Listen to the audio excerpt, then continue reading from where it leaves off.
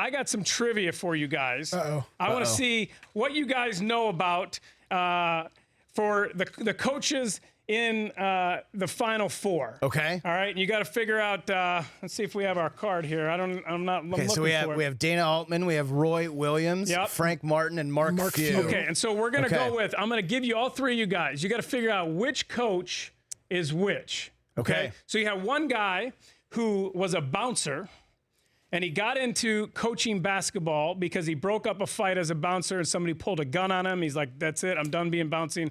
I'm going to become a basketball coach." It sounds like Frank but Martin. It's probably Mark Few, right? I mean, it sounds Okay, wait. I'm going to give you all four, and then you can figure out which one is which. We got another guy who started coaching at Oregon basketball camp. Okay. That's where he got into coaching. Got an assistant job out of the Oregon basketball camps.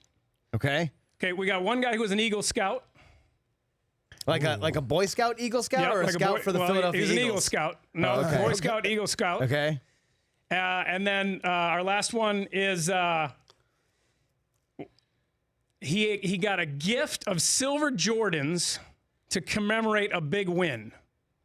Okay. Signed Michael Jordan silver Jordans as a gift to commemorate a big win.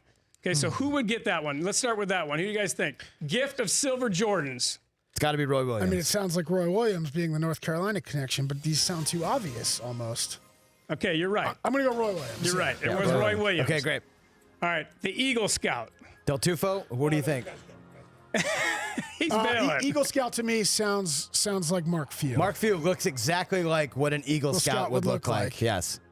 Are we correct? You are incorrect, but I don't want to give it up yet. Okay. Who was the bouncer? Frank Martin, 100%. You are correct. It was absolutely Frank Martin was the bouncer down in Miami, nonetheless.